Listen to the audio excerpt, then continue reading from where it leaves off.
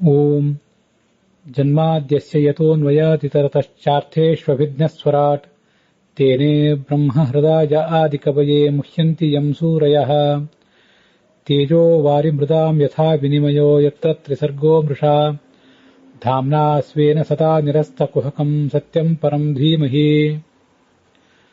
ಶ್ರೀಯತ್ರ ರೂಪಿಣ್ಯುರುಗಾಯ ಪಾದಯೋಃ ಕರೋತಿ ಮಾನಂ ಬಹುಧಾ ವಿಭೂತಿಭಿಃ ಪ್ರೇಂಕಶ್ಚಿತಾಯಾಃ ಕುಸುಮಾಕರಾನುಗೈರ್ವಿಗೀಯಮಾನಾ ಪ್ರಿಯಕರ್ಮ ಗಾಯತಿ ದೇಹೇಂದ್ರಿಯ ಪ್ರಾಣಮನೋಭಿಮಾನೋ ಜೀವೋಂತರಾತ್ಮಾ ಗುಣಕರ್ಮಮೂರ್ತಿಃ ಸೂತ್ರಂ ಮಹಾನುತ್ಯುರುದೇಹ ಗೀತಃ ಸಂಸಾರ ಆಧಾವತಿ ಕಾಲತಂತ್ರಃ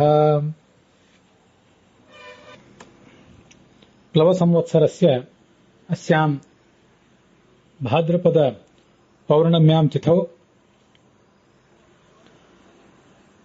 ಭಾಗವತ ಗ್ರಂಥಸ್ಯ ವ್ಯಾಖ್ಯಾತॄಣಾಂ ಯಾದವಾರ್ಯಾಣಾಂ ಪುಣ್ಯದಿನೆ ಭಾಗವತಸ್ಯ ನವಮಸ್ಕಂಧಸ್ಯ ಯಾ ಚತುಶ್ಲೋಕಿ ಸಕಲ ಶಾಸ್ತ್ರಗರ್ಭಿತ ಭಗವತ ನಾರಾಯಣೇನೈವ ಚತುರ್ಮುಖಾಯ ಉಪದಿಷ್ಟ ತಾಂ ಸಾರ್ಥಾಂ ಶ್ರುತ್ವಾ ಇಮಾಂ ಪೂರ್ಣಿಮಾಂ ಸಾರ್ಥಕಾಂ ಕರ್ತುಕಾಮಾಃ ಸರ್ವೇ ವಯಮತ್ರ ಉಪತಿಷ್ಠಾಮಹೆ.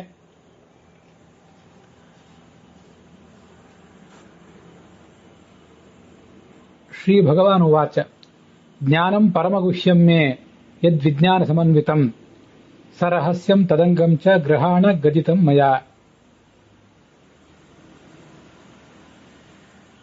ಹೇ ಚತುರ್ಮುಖ,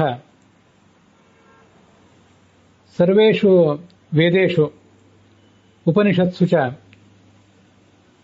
ಯದಿದಂ ರಹಸ್ಯಂ ಮದ್ವಿಷಯಕಂ ಪ್ರೋಚ್ಯತೆ ಯಚ್ಚ ಸರ್ವೈರಪಿ ಮುಮುಕ್ಷುಭಿಃ ಜ್ಞೇಯಂ ತದಿದಂ ಮಯಾ ಗದಿತಂ ತ್ವಮಪಿ ಗ್ರಹಾಣ. ಯಾವಾನಹಂ ಯಥಾಭಾವಃ ಯದ್ರೂಪಗುಣಕರ್ಮಕಃ ತಥೈವ ತತ್ವವಿಜ್ಞಾನಂ ಅಸ್ತು ತೇ ಮದನುಗ್ರಹಾತ್.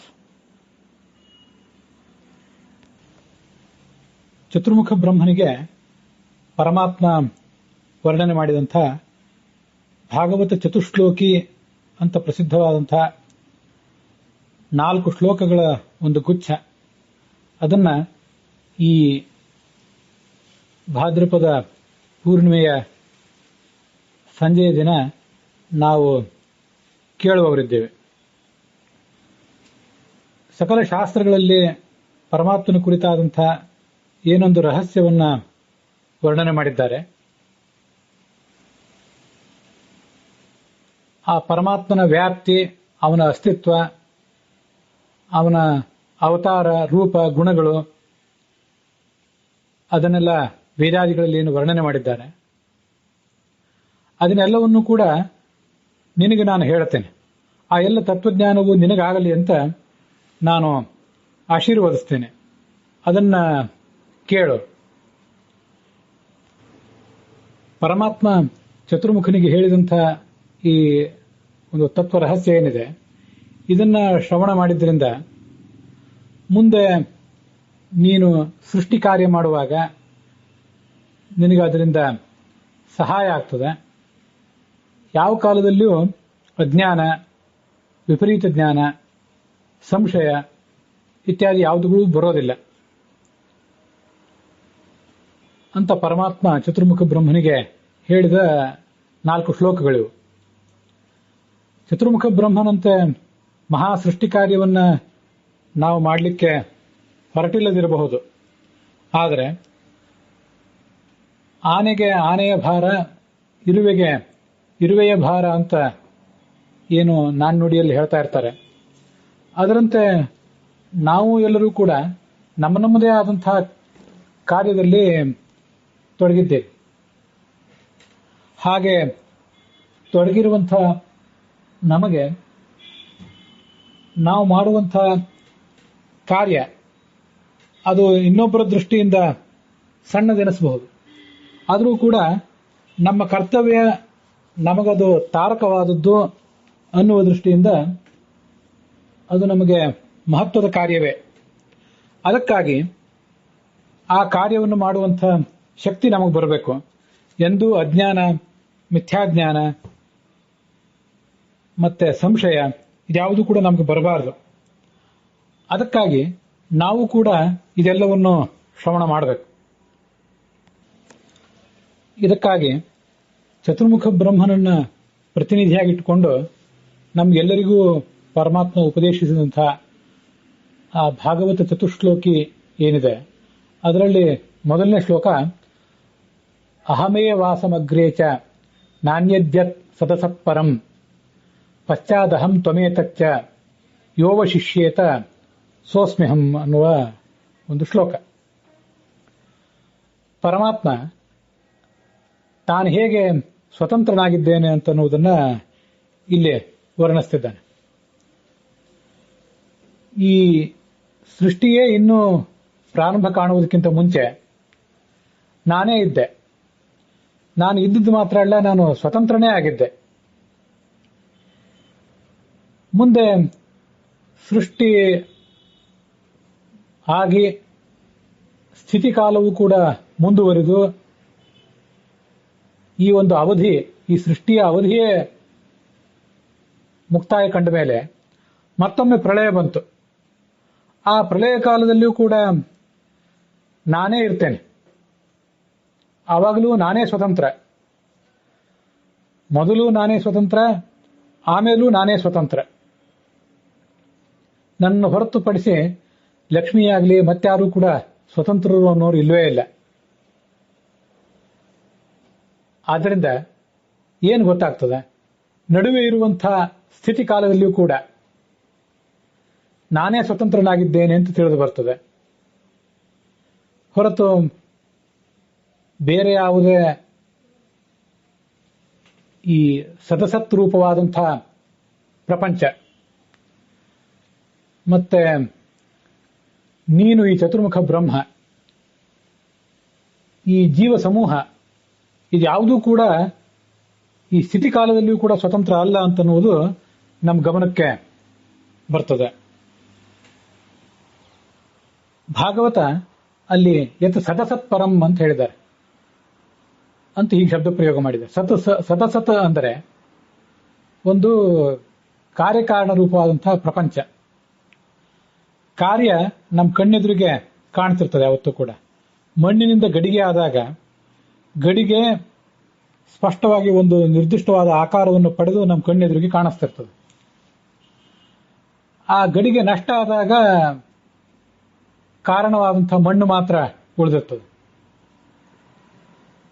ಹೀಗೆ ಕಾರ್ಯವನ್ನು ಸತ್ ಅಂದ್ರೆ ನಿರ್ದಿಷ್ಟವಾದಂತಹ ಒಂದು ಆಕಾರವುಳ್ಳದ್ದು. ಕಾರಣಕ್ಕೆ ಕೆಲವು ಬಾರಿ ಆಕಾರ ಇರಬಹುದು, ಅದಕ್ಕೆ ಆಕಾರ ಇಲ್ಲದೇ ಇರಬಹುದು. ಸರಿಯಾದ ರೂಪದಿಂದ ನಮಗದು ಕಣ್ಣಿಗೆ ಕಾಣಬಹುದು, ಕಾಣದೇ ಇರಬಹುದು. ನಮಗೆ ನೀರು ಅನ್ನುವುದು ಕಣ್ಣಿಗೆ ಕಾಣ್ತದೆ, ನಮಗದು ಅನುಭವಕ್ಕೆ ಬರ್ತದೆ. ಆದರೆ ನೀರಿಗೆ, ಆ ನೀರಿನ ಉತ್ಪತ್ತಿಗೆ ಕಾರಣವಾದಂತಹ ಹೆಚ್ ಅಂದ್ರೆ ಆ ಹೈಡ್ರೋಜನ್ ಮತ್ತೆ ಓ ಆಕ್ಸಿಜನ್ ಇದ್ಯಾವುದು ಕೂಡ ಕಣ್ಣಿಗೆ ಕಾಣಿಸೋದಿಲ್ಲ, ಕೂಡಲೇ ನಮಗದು ಗಮನಕ್ಕೆ ಬರೋದಿಲ್ಲ. ಜಗತ್ತಿನಲ್ಲಿ ಸಾಮಾನ್ಯವಾಗಿ ಯಾವುದೇ ಸ್ಥಿತಿಯಲ್ಲಿಯೂ ಕೂಡ, ಯಾವುದೇ ಉದಾಹರಣೆಯಲ್ಲಿಯೂ ಕೂಡ ಕಾರ್ಯ ಅನ್ನುವುದು ಹೆಚ್ಚು ಗಮನಕ್ಕೆ ಬರುವಂತಿರ್ತದೆ, ಕಾರಣ ಅಂತ ಅನ್ನೋದು ಗಮನಕ್ಕೆ ಬರುವಂತಿರೋದಿಲ್ಲ. ಆದ್ರಿಂದ ಕಾರ್ಯವನ್ನು ಸತ್ಯ ಎಂಬುದಾಗಿಯೂ ಕಾರಣವನ್ನು ಅಸತ್ಯ ಎಂಬುದಾಗಿಯೂ ಹೇಳ್ತಾರೆ. ಅದಲ್ಲದೆ ಯದನ್ಯದ್ವಾಯೋಶ್ಚ ಅಂತರಿಕ್ಷಾಚ್ಚ ಏತತ್ಸತ್, ಈ ವಾಯು ಮತ್ತು ಆಕಾಶಗಳನ್ನ ಅಸತ್ಯ ಎಂಬುದಾಗಿ ಹೇಳ್ತಾರೆ. ವಾಯುರ ಅಂತರಿಕ್ಷಂಚ ಅಸತ್. ನಮಗೆ ಪೃಥ್ವಿ, ಮಣ್ಣು, ನೀರು, ಬೆಂಕಿ ಇವು ಮೂರು ಹೆಚ್ಚು ವ್ಯಕ್ತವಾಗಿ ಅನುಭವಕ್ಕೆ ಬರ್ತವೆ. ಅದಕ್ಕೊಂದು ಮೂರ್ತವಾದ ರೂಪ ಇದೆ. ಆದ್ದರಿಂದ ಅವುಗಳನ್ನು ಸತ್ ಅಂತ ಹೇಳ್ತಾರೆ. ಮೂರ್ತ ಇರುವ ವಸ್ತು ಅದು, ಮೂರ್ತಿ ಇರುವಂತಹ ಮೂರ್ತವಾದ ವಸ್ತು. ಆದ್ದರಿಂದ ಮಣ್ಣು, ನೀರು, ಬೆಂಕಿ ಇವುಗಳನ್ನು ಸತ್ಯ ಅಂತ ಹೇಳ್ತಾರೆ, ಸತ್ ಅಂತ ಹೇಳ್ತಾರೆ. ವಾಯು ಮತ್ತು ಅಂತರಿಕ್ಷಗಳನ್ನು ಅಮೂರ್ತ, ಅಸತ್ ಅಂತ ಹೇಳ್ತಾರೆ. ಹಾಗಾಗಿ ಸದಸತ್ ಅಂದರೆ ಕಾರ್ಯಕಾರಣ ಪ್ರಪಂಚ ಅಥವಾ ಪೃಥ್ವಿ, ಅಪ್ಪು, ತೇಜಸ್ಸು, ವಾಯು, ಆಕಾಶ ಅನ್ನುವಂಥ ಪಂಚಮಹಾಭೂತಗಳು. ಇದು ಯಾವುದನ್ನಾದ್ರೂ ಕೂಡ ಇಟ್ಕೊಳ್ಬಹುದು.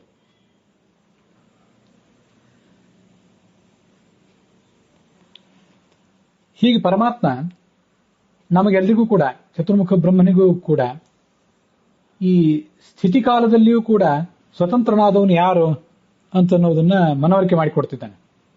ಈ ಹಿಂದೆ ಪ್ರಳಯ ಕಾಲ ನಡೆದಿದ್ದಾಗ, ಸೃಷ್ಟಿಯ ಪ್ರಾರಂಭ ಕಾಣದೇ ಇದ್ದಾಗ ನಿಮಗೆಲ್ಲ ಏನು ಅರಿವಿತ್ತು, ನಿಮಗೆಲ್ಲ ಏನು ಎಚ್ಚರ ಇತ್ತು.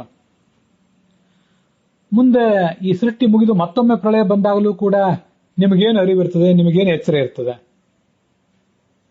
ಆವಾಗ ನಿಮ್ಮ ಅಸ್ತಿತ್ವದ ಎಚ್ಚರವೇ ನಿಮಗಿರೋದಿಲ್ಲ. ಆವಾಗಂತೂ ಆ ಎರಡು ಅವಧಿಗಳಲ್ಲಿಯೂ, ಮೊದಲು ಮತ್ತು ಆಮೇಲೆ, ಆದಿ ಮತ್ತು ಅಂತ್ಯಗಳಲ್ಲಿ ನಾನೇ ಸ್ವತಂತ್ರ ಅನ್ನುವುದು ಸ್ಪಷ್ಟವಾಗಿರ್ತದೆ. ಇನ್ನ ಈ ನಡುವೆ ನೀವು ಯಾವಾಗ ಕಣ್ಣು ತೆರೆದಿದ್ದೀರಿ, ಹೊರಗಣ್ಣು ತೆರೆದಿದ್ದೀರಿ, ಒಳಗಣ್ಣನ್ನು ಕೂಡ ಸ್ವಲ್ಪ ಸ್ವಲ್ಪ ತೆರೆದಿದ್ದೀರಿ, ಆ ಸ್ಥಿತಿ ಕಾಲದಲ್ಲಿ ಆದರೂ ಕೂಡ ನಿಮಗೆ ನಿಮ್ಮ ಇಷ್ಟಕ್ಕೆ ತಕ್ಕಂತೆ ವರ್ತಿಸಲಿಕ್ಕೆ ಏನು ಸ್ವಾತಂತ್ರ್ಯ ಇದೆ?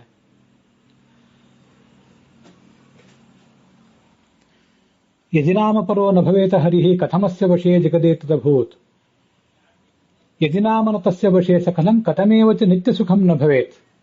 ಪ್ರಸಿದ್ಧವಾದ ಮಾತಿದು, ದ್ವಾದಶ ಸ್ತೋತ್ರದ್ದು. ಭಗವಂತ ಒಂದು ವೇಳೆ ಸರ್ವೋತ್ತಮ ಸ್ವತಂತ್ರ ಅಲ್ಲದೆ ಹೋಗಿದ್ರೆ ಈ ಜಗತ್ತು ಅವನ ಅಧೀನದಲ್ಲಿ ಇರೋದು ಹೇಗೆ ಸಾಧ್ಯ ಆಗ್ತಿತ್ತು? ಈ ಚೇತನ ಅಚೇತನಾತ್ಮಕವಾದ ಎಲ್ಲಾ ಜಗತ್ತು ಅವನ ಅಧೀನದಲ್ಲಿ ಇದೆಯಲ್ಲ, ಅಧೀನದಲ್ಲಿ ಇರುವುದನ್ನು ನೋಡಿದ್ರೆ ಅವನು ಸರ್ವೋತ್ತಮ ಅಂತ ಗೊತ್ತಾಗ್ತದೆ. ಇದು ಅವನ ಅಧೀನದಲ್ಲಿ ಇಲ್ಲ ಅಂತ ಯಾರಿಗಾದ್ರೂ ಸಂಶಯ ಬಂದ್ರೆ ಅವರಿಗೂ ಒಂದು ಉತ್ತರ ಹೇಳ್ತಾರೆ. ಅಲ್ಲಿ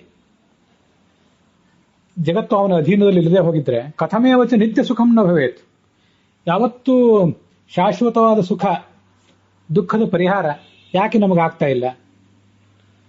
ಆಗ್ತಿಲ್ಲ ಅನ್ನುವುದನ್ನು ನೋಡಿದ್ರೆ ನಾವು ಅವನ ಅಧೀನದಲ್ಲಿದ್ದೇವೆ ಅಂತ ಅರ್ಥ. ಅವನ ಅಧೀನದಲ್ಲಿದ್ದೇವೆ ಅಂದ್ರೆ ಅವನು ಸರ್ವೋತ್ತಮನಾಗಿದ್ದಾನೆ, ಸ್ವತಂತ್ರನಾಗಿದ್ದಾನೆ ಅಂತ ಅರ್ಥ. ಹೀಗೆ ಆದಿ ಹಂತಗಳಲ್ಲಿ ಅವನೇ ಸ್ವತಂತ್ರ, ನಡುವೆಯೂ ಕೂಡ ಅವನೇ ಸ್ವತಂತ್ರ ಅನ್ನುವುದು ಇವೆಲ್ಲದರಿಂದಲೂ ಗೊತ್ತಾಗ್ತದೆ. ಆ ಶ್ಲೋಕದ ಅನ್ವಯಾರ್ಥ ಹೀಗಾಗ್ತದೆ: ಅಗ್ರೆ, ಸೃಷ್ಟಿಗೆ ಮುಂಚೆ, ಅಹಂ ಏವ, ನಾನೇ ಆಸಂ, ಸ್ವತಂತ್ರನಾಗಿದ್ದೆ. ಪಶ್ಚಾತ್ ಚ, ಆಮೇಲೆ ಕೂಡ, ಯಹ ಅವಶಿಷ್ಯೇತ, ಎಂತಹ ಶಕ್ತಿ ಉಳ್ಳಂತಹ ಒಬ್ಬ ವ್ಯಕ್ತಿ ಉಳಿದಿರ್ತಾನೆ, ಅರ್ಥಾತ್ ಸ್ವತಂತ್ರನಾಗಿ ಉಳಿದವನು, ಸಹ ಅಹಂ ಅಸ್ಮಿ, ನಾನೇ ಆಗಿರ್ತೇನೆ. ಹೀಗಿರುವುದರಿಂದ ಸ್ಥಿತಿಕಾಲೇ ಅಪಿ, ಸ್ಥಿತಿಕಾಲದಲ್ಲಿಯೂ ಕೂಡ ಅಹಂ ಏವ, ನಾನೇ ಪರಹ, ಸ್ವತಂತ್ರನಾಗಿ ಆಸಂ ಇದ್ದೆನೋ. ಯತ್ ಅನ್ಯತ್, ಬೇರೆ ಯಾವುದೇ ನನಗಿಂತ ಭಿನ್ನವಾದಂಥ ಸದಸತ್, ಕಾರ್ಯಕಾರಣ ರೂಪವಾದ ಪ್ರಪಂಚ, ಪೃಥ್ವಿ, ಅಪ್ಪು, ತೇಜಸ್ಸು, ವಾಯು, ಆಕಾಶ ರೂಪವಾದಂಥ ಪ್ರಪಂಚ, ಮತ್ತೆ ತ್ವಂ ಅಂದರೆ ನೀನು, ಈ ಚತುರ್ಮುಖ ಬ್ರಹ್ಮ, ಏತತ್ ಅಂದರೆ ಈ ಜೀವ ಸಮೂಹ, ಇದ್ಯಾವುದೂ ಕೂಡ ಪರಂ, ಸ್ವತಂತ್ರವಾಗಿ ನ ಆಸೀತ್, ಇರಲಿಲ್ಲ ಅಂತ ಅದರ ಅರ್ಥ. ಮುಂದೆ ನಾವು ನೋಡಬೇಕಾದ ಶ್ಲೋಕ 33ನೇದ್ದು. ಋತೇರ್ಥಂ ಯತ್ ಪ್ರತೀಯೇತ ನ ಪ್ರತೀಯೇತ ಚಾತ್ಮನಿ ತದ್ವಿದ್ಯಾದಾತ್ಮನೋ ಮಾಯಾಂ ಯಥಾಭಾಸೋ ಯಥಾ ತಮಃ ಅಂತ. ಈ ಪರಮಾತ್ಮನಿಗೆ ಈ ಜಗತ್ತಿನಿಂದ ಆಗಬೇಕಾದದ್ದೇನೂ ಇಲ್ಲ, ಏನು ಪ್ರಯೋಜನವೂ ಇಲ್ಲ ಅವನಿಗೆ. ಆದರೂ ಇದರ ರಹಸ್ಯವನ್ನು ಅರಿಯದಂಥ ಕೆಲವು ಜನ ಅಜ್ಞಾನಿಗಳು ಪರಮಾತ್ಮನಿಗೆ ಈ ಸೃಷ್ಟಿ ಕಾರ್ಯವನ್ನೆಲ್ಲ ಮಾಡಿದ್ದರಿಂದ, ಸ್ಥಿತಿ ಮಾಡಿದ್ರಿಂದ, ಪ್ರಳಯ ಮಾಡಿದ್ರಿಂದ ಏನೋ ಆಗಬೇಕಾದ ಪ್ರಯೋಜನ ಇದೆ ಅಂತ ತಿಳಿತಾರೆ. ಆದರೆ ವಾಸ್ತವಿಕವಾಗಿ ವೇದಾದಿ ಶಾಸ್ತ್ರಗಳನ್ನು ಸರಿಯಾಗಿ ನಾವು ಅವಲೋಕಿಸಿದರೆ ಅಂಥ ಭಾಸ, ಅಂಥ ಭ್ರಮ ಪರಿಹಾರ ಕಾಣುತ್ತದೆ. ಪ್ರಪಂಚದಿಂದ ಈ ಪರಮಾತ್ಮನಿಗೊಂದು ಪ್ರಯೋಜನ ಇರುವುದಾದರೆ, ಏನಾದರೂ ಒಂದು ಪ್ರಯೋಜನವನ್ನು ಅಪೇಕ್ಷಿಸಿ ಅವನು ಈ ಕೆಲಸವನ್ನು ಮಾಡ್ತಿದ್ದಾನೆ ಅಂದ್ರೆ ಅವನೆಂಥ ಪರಮಾತ್ಮ, ಅವನೆಂಥ ದೇವರು. ಆದ್ರಿಂದ ಅವನಿಗೆ ಯಾವುದೇ ಪ್ರಯೋಜನ ಇಲ್ಲ ಅಂತಲೇ ನಾವು ಒಪ್ಪಬೇಕು. ಪರಮಾತ್ಮನಿಗೆ ಪ್ರಯೋಜನ ಇಲ್ಲ, ಆದರೂ ಅವನ ಇಚ್ಛೆಯಿಂದ ಈ ಪ್ರಪಂಚ ಎಲ್ಲ ಆತನ ಅಧೀನದಲ್ಲಿದೆ. ಸೃಷ್ಟ್ಯಾಧಿಕಂ ಹರಿರ್ನೈವ ಪ್ರಯೋಜನ ಅಪೇಕ್ಷಿತು ಕುರುತೆ ಕೇವಲಾನಂದ ಯಥೋನ್ಮತ್ತಸ್ಯ ನರ್ತನಂ ಅಂತ ಬ್ರಹ್ಮಸೂತ್ರ ಭಾಷ್ಯದಲ್ಲೇ ಆಚಾರ್ಯ ಒಂದು ಮಾತು ಹೇಳ್ತಾರೆ. ಸೃಷ್ಟಿ, ಸ್ಥಿತಿ, ಪ್ರಳಯ ಇತ್ಯಾದಿಗಳನ್ನು ಪರಮಾತ್ಮ ಯಾವುದೇ ಪ್ರಯೋಜನವನ್ನು ಉದ್ದೇಶಿಸಿ ಮಾಡೋದಿಲ್ಲ. ಕೇವಲ ಆನಂದೋದ್ರೇಕದಿಂದ ಇದನ್ನೆಲ್ಲ ಮಾಡ್ತಾನೆ. ಉನ್ಮತ್ತನಾದವನಿಗೆ, ಹುಚ್ಚನಾದವನಿಗೆ ಜನ ನನ್ನನ್ನು ಗುರುತಿಸಬೇಕು, ನನಗೆ ಮಾನ ಸನ್ಮಾನಗಳನ್ನು ಕೊಡಬೇಕು ಅನ್ನುವಂಥ ಬಯಕೆ ಇರೋದಿಲ್ಲ. ಮಹಾಜ್ಞಾನಿಯಾದವನಿಗೂ ಆ ಬಯಕೆ ಇರೋದಿಲ್ಲ. ತ್ರಿಕ್ಷೇತಿ ಅಂತರಿತೋ ಜನ, ನಡುವೆ ನಮ್ಮಂಥವ್ರೇನಿದ್ದೇವೆ, ನಾವು ಏನ್ ಮಾಡಬೇಕಾದ್ರೂ ಕೂಡ ನನಗದರಿಂದ ಏನು ಸಿಗ್ತದೆ, ಸ್ಥಾನ, ಮಾನ, ಧನ, ಜನ ಮನ್ನಣೆ ಇದೆಲ್ಲ ಸಿಗ್ತದೋ ಇಲ್ಲೋ ಅಂತ ಆಲೋಚನೆ ಮಾಡುವವರು ನಾವು. ಹೀಗೆ ಒಬ್ಬ ಉನ್ಮತ್ತನಾದವನು ಯಾವ ಕಾರಣದಿಂದ ನರ್ತನ ಮಾಡ್ತಾನೆ, ಹಾಡ್ತಾನೆ, ಏನೇನೋ ಮಾಡ್ತಾನೆ. ಅದರಂತೆ ಈ ಭಗವಂತ ಸೃಷ್ಟಿ, ಸ್ಥಿತಿ, ಪ್ರಳಯಗಳನ್ನು ಮಾಡ್ತಾ ಇದ್ದಾನೆ ಅಂತ ಶಾಸ್ತ್ರ ಉದ್ಧರಿಸಿದೆ. ಭಗವಂತನ ಪ್ರತಿಬಿಂಬನೆ ಆದಂತಹ ಜೀವ ಆ ಭಗವಂತನ ಇಚ್ಛೆಗೆ ಅಧೀನನಾಗಿದ್ದಾನೆ. ಚೇತನ ಪ್ರಕೃತಿ ಲಕ್ಷ್ಮೀದೇವಿ, ಅವಳಿಂದ ಅಧಿಷ್ಠಿತವಾದಂತಹ ಜಡ ಪ್ರಕೃತಿ, ಅವೆಲ್ಲವೂ ಅವನ ಇಚ್ಛಾಧೀನ. ಅದರಂತೆ ನಾವು ನೋಡುವಂತಹ ದೃಶ್ಯವಾದಂತಹ ಪ್ರಪಂಚ, ನಮ್ಮ ಸುತ್ತಮುತ್ತಲಿರುವಂತಹ ಮನೆ, ಮಠ, ನಮ್ಮ ದೇಹ, ಹೀಗೆ ನಮ್ಮ ಕಣ್ಮುಂದಿರುವಂತಹ ಪ್ರಪಂಚ ಎಲ್ಲವೂ ಕೂಡ ಕಾರ್ಯಪ್ರಪಂಚ ಅಂತ ಇದನ್ನು ಹೇಳಬಹುದು. ಇದು ಕೂಡ ಅವನ ಇಚ್ಛಾಧೀನವೇ. ಯಾಕೆಂದ್ರೆ ಕಾರಣ ಪ್ರಪಂಚ ಅರ್ಥಾತ್ ಜಡ ಪ್ರಕೃತಿ, ಅದರ ಅಧಿದೇವತೆ ಆದಂತಹ ಚೇತನ ಪ್ರಕೃತಿ ಲಕ್ಷ್ಮೀದೇವಿ ಅವನ ಇಚ್ಛಾಧೀನ. ಜೀವನು ಕೂಡ, ಬ್ರಹ್ಮಾದಿ ಜೀವರು ಅವನ ಇಚ್ಛಾಧೀನ. ಹಾಗಿರುವಾಗ ಕಾರ್ಯಪ್ರಪಂಚವೂ ಕೂಡ ಅವನ ಇಚ್ಛಾಧೀನವೇ ಆಗಿರಬೇಕು. ಅವನಿಗೇನೂ ಪ್ರಯೋಜನ ಇಲ್ಲದೇನೆ ಅವನಲ್ಲಿವೆ. ಆದ್ರಿಂದ ಶಾಸ್ತ್ರಗಳಲ್ಲಿ ಅವನ್ನು ಕೆಲವೊಂದು ಬಾರಿ ಇಲ್ಲ ಅಂತ ಹೇಳ್ತಾರೆ. ಯಾಕೆ ಇಲ್ಲ ಅವುಗಳನ್ನು ಇಲ್ಲ ಅಂತ ಹೇಳ್ತಾರೆ ಅಂದ್ರೆ, ಜಗತ್ತು, ಈ ಪ್ರಪಂಚ ಅಸ್ವತಂತ್ರ, ಆದ್ರಿಂದ ಅದು ಇದ್ದು ಇಲ್ಲದಂತೆ. ಪರಮಾತ್ಮನಿಗೆ ಅದರಿಂದ ಏನೂ ಆಗಬೇಕಾಗಿಲ್ಲ. ಅದು ಎರಡನೇ ಕಾರಣ. ಪ್ರಪಂಚ ಅಸ್ವತಂತ್ರವೇ ಆಗಿರುವುದು ಒಂದು ಕಾರಣ, ಪರಮಾತ್ಮನಿಗೆ ಆ ಜಗತ್ತಿನಿಂದ ಏನೂ ಆಗದೇ ಇರಬೇಕಾಗಿರದೇ ಇರುವುದು ಎರಡನೇ ಕಾರಣ. ಈ ಎರಡೂ ಕಾರಣದಿಂದ ಈ ಪ್ರಪಂಚ ಎನ್ನುವುದು ಮಿಥ್ಯಾಭೂತ, ಅದು ಇಲ್ಲ ಅಂತ ಶಾಸ್ತ್ರದಲ್ಲಿ ವ್ಯವಹರಿಸಿದಂತೆ ಕಾಣಿಸ್ತದೆ. ಮುಖ್ಯತೋ ವಿಷ್ಣುಶಕ್ತಿ ಮಾಯಾಶಬ್ದೇನ ಕಥ್ಯತೆ ಗಮ್ಯತೆ ಉಪಚಾರಸ್ತು ಪ್ರಕೃತಿ ಜೀವಶ್ಚೈವ ಹಿ ಭಣ್ಯತೆ. ಇದು ಭಾಗವತ ತಾತ್ಪರ್ಯದ ಮಾತು. ನಚ ಪರಮಾತ್ಮನೇ ಅರ್ಥವತ್ ಪ್ರತೀಯತೆ ಅರ್ಥಂ ಪ್ರಯೋಜನಂ ಮೃತೆ ನಹಿ ಜೀವ ಪ್ರಕೃತಿಭ್ಯಾಂ ಈಶ್ವರಸ್ಯ. ಇದೆಲ್ಲ ಆಚಾರ್ಯರು ಸೂಚನೆ ಮಾಡಿರುವಂತಹ ಒಂದು ಅರ್ಥ. ಜಗತ್ತನ್ನ ಸುಳ್ಳು ಅಂತ ಹೇಳುವುದು ಅದು ಸುಳ್ಳು ಅನ್ನೋ ಕಾರಣಕ್ಕಾಗಲ್ಲ.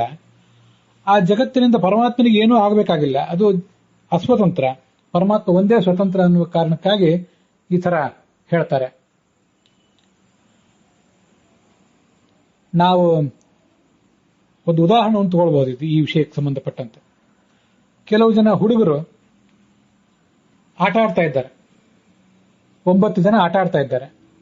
ಆ ಆಟವಾಡುವವರು ಆಕಸ್ಮಿಕವಾಗಿ ತಮ್ಮ ಬಳಿಗೆ ಬಂದಂತಹ ಒಬ್ಬ ಸಣ್ಣ ವಯಸ್ಸಿನ ಹುಡುಗನನ್ನು ಕೂಡ, ಇನ್ನು ಅಬೋಧ ಬಾಲಕ, ಅವನಿಗೆ ಆಟದ ನಿಯಮಗಳೇನೂ ಗೊತ್ತಿಲ್ಲ, ಅಂಥವನನ್ನು ಕೂಡ ತಮ್ಮ ಜೊತೆ ಆಟಕ್ಕೆ ಕರ್ಕೋತಾರೆ. ಒಟ್ಟಾರೆ ಸೇರಿ 10 ಜನ ಆಗ್ತಾರೆ ಅವರು. ಆದರೆ ಆ ಉಳಿದ 9 ಜನ ವಯಸ್ಕರಾದಂತಹ ಸ್ವಲ್ಪ ದೊಡ್ಡವರಾದಂತಹ ಬಾಲಕರು, ಬಾಲಕಿಯರು ಆ ವಯಸ್ಕನ ಅಲ್ಲದಂತಹ ಬಾಲಕ ಅಥವಾ ಬಾಲಕಿಯನ್ನ ಏನಂತ ಪರಿಗಣಿಸ್ತಾರೆ? ಇವನು ಆಟಕ್ಕುಂಟು ಲೆಕ್ಕಕ್ಕಿಲ್ಲ ಅಂತ ಪರಿಗಣಿಸ್ತಾರೆ. ನಮ್ಮ ಜೊತೆ 9 ಜೊತೆ ಅವನು ಒಬ್ಬ 10ನೇವನಾಗಿ ನಮ್ಮ ಜೊತೆ ಇದ್ದಾನೆ, ಆದರೆ ಆಟದ ನಿಯಮಗಳೇನು ಅವನಿಗೆ ಅನ್ವಯ ಆಗೋದಿಲ್ಲ. ನಾವು ಈ ಆಟದಲ್ಲಿ ಅನುಸರಿಸುವಂತಹ ಔಟ್ ಆಗುವುದು ಇತ್ಯಾದಿಗಳೇನಿವೆ, ಹೊರ ನಡೆಯುವುದು ಮತ್ತು ಒಳ ಬರುವುದು ಆಟದ ನಿಯಮಗಳಿಗೆ ಅನುಸಾರವಾಗಿ, ಇವೆಲ್ಲ ನಮಗೆ 9 ಜನರಿಗೆ ಅನ್ವಿತ. ಆ 10ನೇವನಿಗೆ, ಆ ಬಾಲಕನಿಗೇನು ಅನ್ವಿತ ಅಲ್ಲ. ಯಾಕೆಂದ್ರೆ ಅವನಿಗೆ ಅದು ಅರ್ಥವೇ ಆಗೋದಿಲ್ಲ. ಅರ್ಥ ಆಗೋದಿಲ್ಲ, ಅದರಿಂದ ಅದಕ್ಕೆ ತಕ್ಕಂತೆ ನಡ್ಕೊಳ್ಳಿಕ್ಕೂ ಅವನಿಗೆ ಶಕ್ತಿ ಇಲ್ಲ. ಆದರೆ ನಮ್ಮ ಜೊತೆ ಅವನಿದ್ದಾನೆ. ಇರುವುದರಿಂದ ಅವನಿಗೆ ತಾನು ಆಟ ಆಡಿದೆ ಅಂತ ಒಂದು ತೃಪ್ತಿ ಅಷ್ಟೇ ಹೊರತು ನಿಯಮಗಳನ್ನು ಅನುಸರಿಸುವಂತಹ ಬಾಧ್ಯತೆ ಅವನಿಗಿಲ್ಲ. ಅದರಂತೆ ನಾವು ಆ ಬಾಲಕ ಆಟಕ್ಕುಂಟು ಲೆಕ್ಕಕ್ಕಿಲ್ಲ ಅಂತ ಹೇಗೆ ಪರಿಗಣಿಸಲ್ಪಡ್ತಾನೋ 10ನೇವನು, ಅದರಂತೆ ಪರಮಾತ್ಮನ ದೃಷ್ಟಿಯಲ್ಲಿ ಈ ಜೀವ ಜಡಾತ್ಮಕವಾದಂತಹ ಪ್ರಪಂಚ, ಸ್ಥಾವರ ಜಂಗಮಾತ್ಮಕವಾದಂತಹ ಪ್ರಪಂಚ ಎಲ್ಲ ಆಟಕ್ಕುಂಟು ಲೆಕ್ಕಕ್ಕಿಲ್ಲ ಅಂತ ಪರಿಗಣಿಸಲ್ಪಡ್ತದೆ. ಆ 9 ಜನ ಹುಡುಗರು ಆ 10ನೇಯವನಾದಂತಹ ಹುಡುಗನನ್ನ ಆಟಕ್ಕೆ ಕರ್ಕೋತಾರೆ. ಯಾಕೆ ಕರ್ಕೊಂಡಿದ್ರಿಂದ ಇವ್ರಿಗೇನು ಪ್ರಯೋಜನ ಇಲ್ಲ. ಈ 9 ಜನ ಹುಡುಗರು ಪರಮಾತ್ಮನ ಸ್ಥಾನದಲ್ಲಿದ್ದಾರೆ, ಆ 10ನೇ ಹುಡುಗ ಜಗತ್ತಿನ ಸ್ಥಾನದಲ್ಲಿದ್ದಾನೆ. ಆ 10ನೇವನು ಕರ್ಕೊಂಡಿದ್ರಿಂದ ಇವನಿಗೇನು ಲಾಭ ಆಗಿದೆ? ಇವ್ರಿಗೇನು ಲಾಭ ಆಗಿಲ್ಲ. ಯಾಕೆಂದ್ರೆ ಅವನನ್ನ ಆಟದಲ್ಲಿ ಸೇರಿಸ್ಕೊಂಡಿದ್ರಿಂದ ಇವ್ರ ಶಕ್ತಿ ಏನು ಹೆಚ್ಚಾಗಲಿಲ್ಲ. ಅವನು ಬಿಟ್ಟು ಇವ್ರಿಗೇನು ನುಕ್ಸಾನ ಆಗ್ತಿರ್ಲಿಲ್ಲ.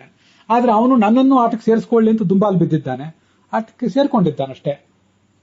ಆಟ ಆಡಿದ ತೃಪ್ತಿ ಅವನಿಗೆ ಬಂತು.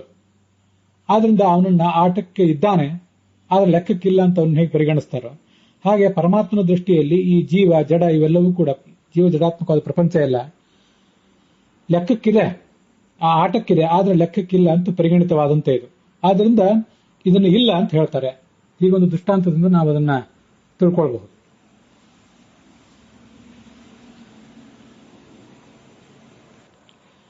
ಈ ಶ್ಲೋಕದ ಅನ್ವಯಾರ್ಥ ಈ ಮುಂದಿನಂತೆ ಆಗ್ತದೆ. ಆತ್ಮನಃ ಪರಮಾತ್ಮನಿಗೆ ಅರ್ಥಮೃತೆ ಅಪಿ ಯಾವುದೇ ಪ್ರಯೋಜನ ಇಲ್ಲದೆ ಇದ್ರೂ ಕೂಡ ಯತ್ ಯಾವ ಈ ಪ್ರಪಂಚ ಎಂಬುದು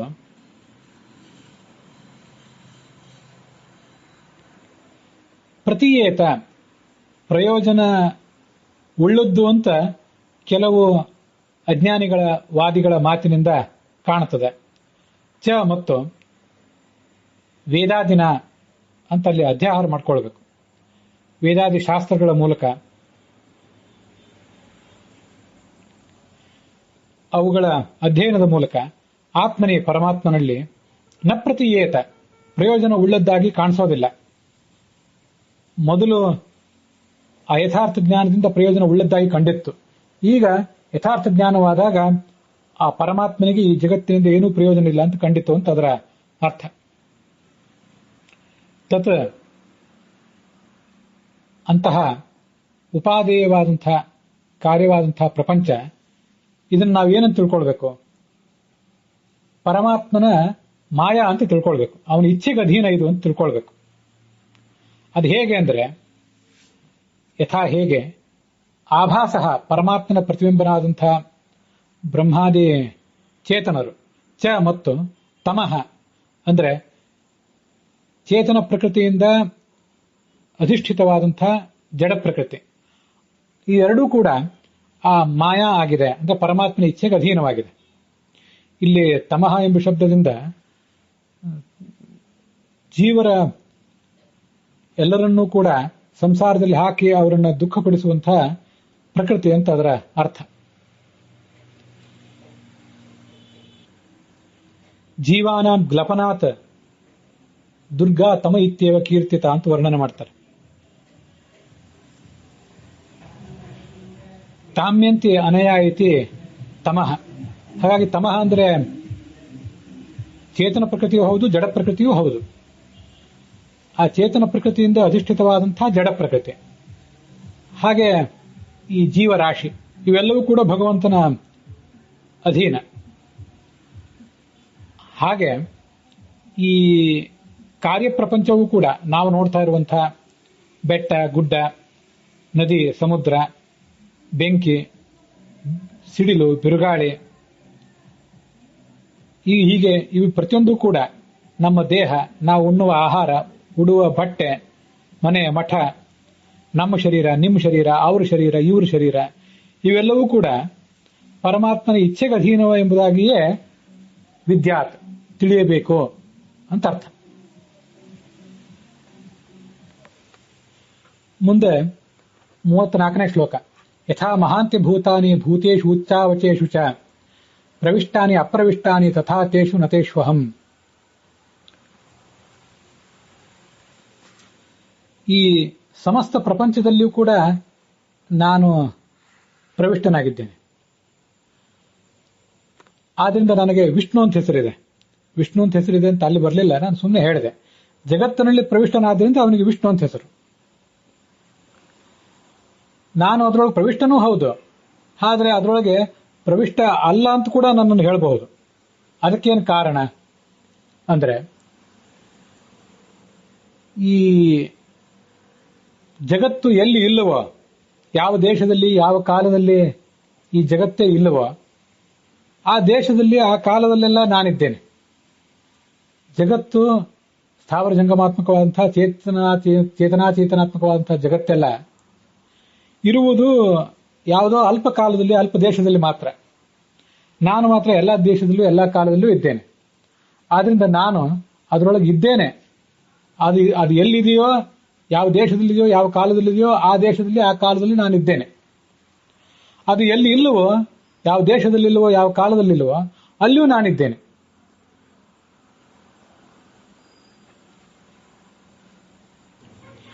ಆದ್ದರಿಂದ ನನ್ನನ್ನ, ಪರಮಾತ್ಮನನ್ನ ಜಗತ್ತಿನಲ್ಲಿ ಇರುವುದರಿಂದ ಪ್ರವಿಷ್ಟ ಅಂತನೂ ಹೇಳ್ತಾರೆ, ಜಗತ್ತಿನಲ್ಲಿ ಇಲ್ಲದೆ ಇರುವುದರಿಂದ ಅಪ್ರವಿಷ್ಟ, ಪರಮಾತ್ಮ ಜಗತ್ತಿನಲ್ಲಿ ಇಲ್ಲ ಅಂತನೂ ಹೇಳ್ತಾರೆ. ಆ ಎರಡು ಮಾತುಗಳಿಗೂ ಹೀಗೊಂದು ಅರ್ಥ ಇದೆ. ಪರಮಾತ್ಮ ಪ್ರವಿಷ್ಟನೂ ಹೌದು ಅಪ್ರವಿಷ್ಟನೂ ಹೌದು ಅಂತ ಅನ್ನೋದನ್ನ ನಾವು ಇನ್ನೊಂದು ಸರಳವಾದಂತಹ ದೃಷ್ಟಾಂತದ ಮೂಲಕ ತಿಳ್ಕೋಬಹುದು ಅಂತ ಆ ಶ್ಲೋಕದಲ್ಲಿ ಹೇಳ್ತಾರೆ. ಅದು ಹೇಗೆ? ಈ ಪೃಥ್ವಿ, ಅಪು, ತೇಜಸ್ಸು, ವಾಯು, ಆಕಾಶ ಅಂತೇನೋ ಮಹಾಭೂತಗಳಿವೆ. ಅವು ಈ ಪ್ರಪಂಚ ಇದ್ದಲ್ಲೆಲ್ಲ ಇವೆ. ನಮ್ಮ ನಿಮ್ಮ ಶರೀರಗಳು, ನಾವು ನೀವು ಉಣ್ಣುವ ಆಹಾರ, ಉಡುವ ಬಟ್ಟೆ, ಬೆಟ್ಟ, ಗುಡ್ಡ, ನದಿ, ಬೆಂಕಿ, ಬಿರುಗಾಳಿ ಇತ್ಯಾದಿ ಇವೆಲ್ಲ ಸ್ಥೂಲ ಪ್ರಪಂಚ. ಈ ಸ್ಥೂಲ ಪ್ರಪಂಚ ಎಲ್ಲೆಲ್ಲಿ ಇದೆಯೋ ಅಲ್ಲೆಲ್ಲ ಪಂಚಮಹಾಭೂತಗಳು ಇದ್ದೇ ಇವೆ. ಆದರೆ ಸ್ಥೂಲ ಪ್ರಪಂಚ ಇನ್ನೂ ಹುಟ್ಟುವುದಕ್ಕಿಂತ ಮುಂಚೆ ಕೂಡ ಈ ಪಂಚಮಹಾಭೂತಗಳು ಸೂಕ್ಷ್ಮ ರೂಪದಲ್ಲಿ ಇದ್ದೇ ಇದ್ದವು.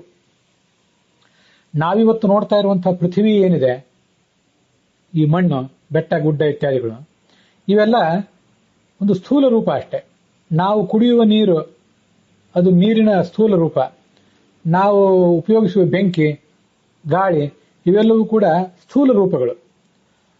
ಸ್ಥೂಲ ರೂಪ ಯಾವಾಗ ಇವು ಪಡ್ಕೋತಾವೋ ಆವಾಗಲೂ ಕೂಡ ಆ ಪಂಚಮಹಾಭೂತಗಳು, ಸೂಕ್ಷ್ಮವಾದಂತಹ ಪಂಚಮಹಾಭೂತಗಳು ಈಗ ಇದ್ದೇ ಇರ್ತವೆ. ಇವು ಯಾವುವು ಇಲ್ಲದೇ ಇದ್ದಾಗ, ಇಲ್ಲದ ದೇಶ ಕಾಲದಲ್ಲಿ, ಆವಾಗ ಕೂಡ ಆ ಸೂಕ್ಷ್ಮ ಮಹಾಭೂತಗಳು ಇದ್ದೇ ಇರ್ತವೆ. ಇಲ್ಲದ ದೇಶ ಕಾಲ ಅಂತಂದ್ರೆ ಪ್ರಳಯ ಕಾಲದಲ್ಲಿ ಪರಮಾತ್ಮ ಮತ್ತು ಲಕ್ಷ್ಮಿ ಮಾತ್ರ ಇರುವ ಕಾಲ ಅಂತ ಆವಾಗ ಅರ್ಥ, ಹಾಗರ್ಥ ಅಲ್ಲ. ಅದಕ್ಕೆ ಒಂದು ಸೀಮಿತವಾದಂತಹ ಅರ್ಥ ಇದೆ.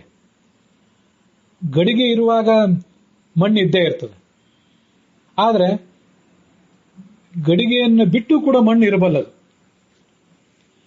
ಆದರೆ ಮಣ್ಣನ್ನು ಬಿಟ್ಟು ಗಡಿಗೆ ಇರಲಾರದು.